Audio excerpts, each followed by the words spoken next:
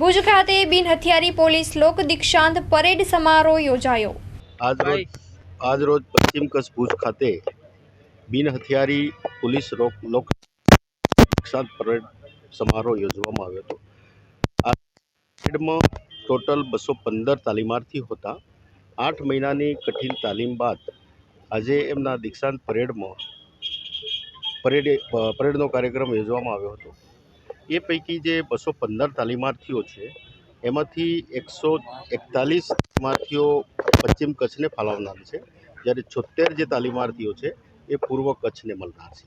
એટલે આ જે તાલીમાર્થીઓ આજથી પોલીસ વિભાગમાં કાર્યરત થશે અને પોલીસની જે સંખ્યા છે એ સંખ્યા વધશે અને એની સેવા વધવાથી પોલીસની કામગીરીમાં સુગમતા જળવાશે। આજે પરેડનું નિરીક્ષણ કર્યું। પરેડમાં ખૂબ ઉત્તમ પ્રકારની એમને તાલીમ લીધેલી છે અને એ તાલીમ પછી આ લોકો ફિલ્ડમાં જઈ અને એક પોલીસ તરીકે ખૂબ સારી કામગીરી કરશે એવી મને સંપૂર્ણ વિશ્વાસ છે અને શ્રદ્ધા છે। માં motor driving, safe and sure driving.